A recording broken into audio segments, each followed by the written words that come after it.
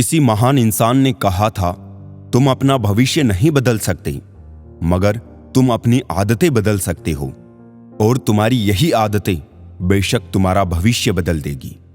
आदतें हमारे जीवन की दशा एवं दिशा दोनों तय करेगी। आप जितना अच्छी आदतों के सहभागी होंगे, कष्ट उतने ही कम होंगे। इज्जत हर कोई चाहता है, सब ये चाहते हैं कि लोग उनकी इज्जत करें, मगर सवाल तो ये होना चाहिए कि लोग आखिर आपकी इज्जत क्यों करें। वो आपकी इज्जत तभी करेंगे जब वो आपको सर्वश्रेष्ठ मानेंगे। व्यक्ति का चाल ही उसे सम्मानित कराता है या अपमानित कराता है। चाल यानी स्वभाव, जो पूरी तरह निर्भर है हमारी आदतों के सहारे। आगे हम जानेंगे 10 ऐसी आदतों के बारे में जो आपको हर जगह इज्जत दिलाएंगी। अगर आप इन आदतों को अपने जीवन में उतारते हैं तो बेशक कभी अपमान का मुख नहीं देखना पड़ेगा। पहली आदत, अश्लीलता से दूर रहना और नैतिकता को अपनाना। आज का जमाना खुले मिजाज का होने के साथ साथ अश्लील और बेढंग भी हो चुका है। एक तरह से सभी उस अश्लीलता के रंग में रंग चुके हैं। गालियां बकना, अश्लील बातों का हिस्सा होना, ये सब वो चाल चलन है जो आपकी इज्जत के साथ साथ चरित्र का भी नाश करते हैं। कहां गए वो संस्कार जो कभी हमें हमारे बड़े बूढ़ों ने सिखाया था।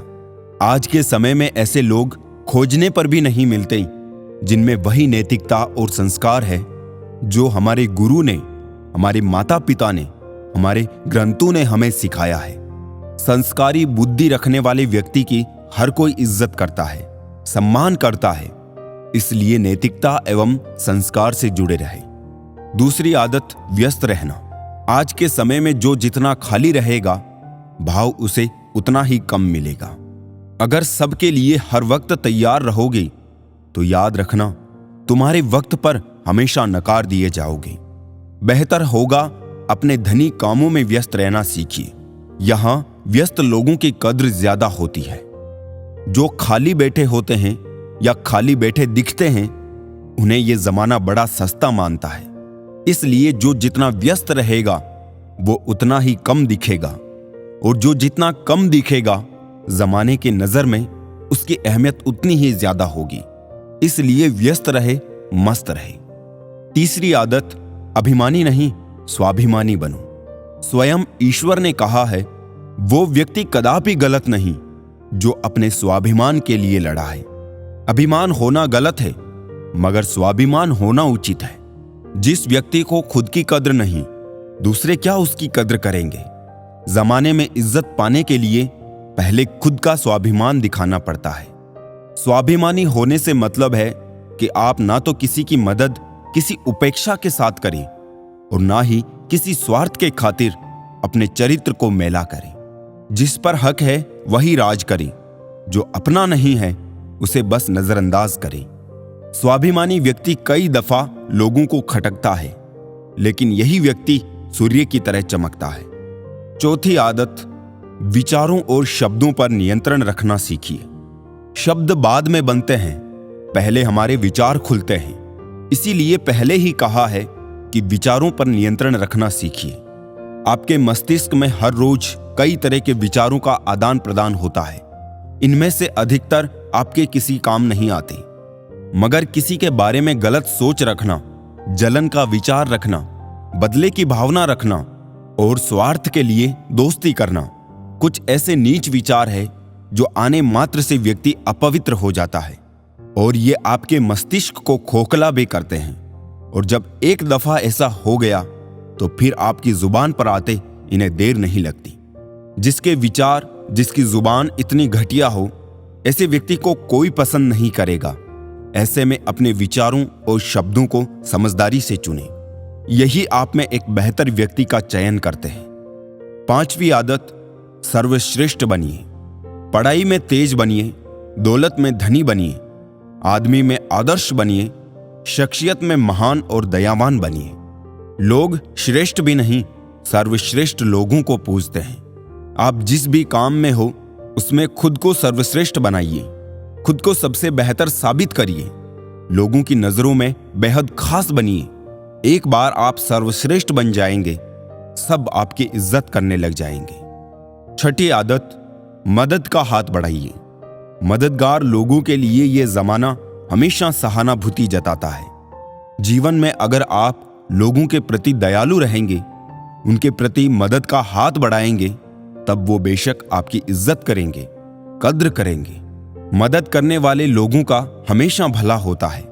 आप एक बार मदद का हाथ आगे बढ़ाकर तो देखिए, कई महीनों सालों तक वो शख्स आपकी इज्जत करेगा। मदद भी बिन मांगी नहीं करनी चाहिए और अपना नुकसान करके तो बिल्कुल भी नहीं। लेकिन अगर आप सक्षम हैं किसी की मदद करने को और वो व्यक्ति भी आपकी मदद को मजबूर है, तो बेशक उसकी तरफ मदद का हाथ आगे बढ़ाए।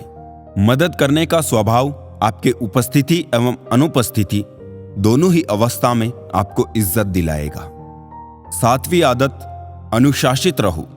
अनुशासन जीवन का केंद्र है। इसके बिना जीवन का कोई मूल्य नहीं।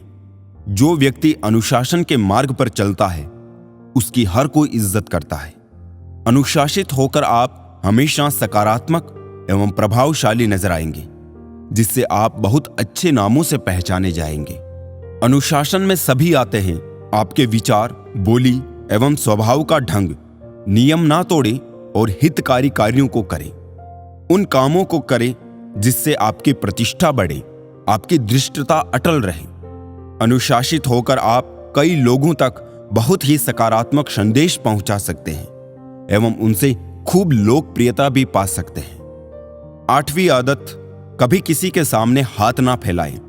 जहां से आपका काम ना चलता हो, जहां निजी रिश्ते हो, वहां हर आखिरी मजबूरी में ही ऋण या किसी एहसान की अपेक्षा करनी चाहिए। बुरा वक्त बस कुछ दिनों के लिए आता है। ऐसे में आपका उतावला होकर किसी के सामने हाथ फैलाना उम्र भर के लिए अपमानित कर सकता है।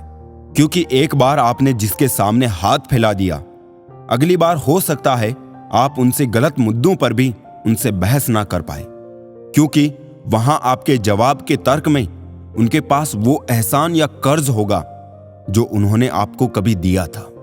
इसलिए कभी भी किसी के सामने हाथ नहीं फैलाना चाहिए, वरना वहां इज्जत सिर्फ घटेगी, मिलेगी नहीं। 9वीं आदत, दूसरों के मार्गदर्शक बनो। हर इंसान में कोई ना कोई खास खूबी जरूर होती है। कुछ लोगों में अद्भुत बात करने की कला होती है, कुछ लोगों में रचनात्मक लिखने की क्षमता होती है और कुछ लोग फैसले लेने में बहुत अच्छे होते हैं। ऐसे लोग दूसरों के मार्गदर्शक बन सकते हैं।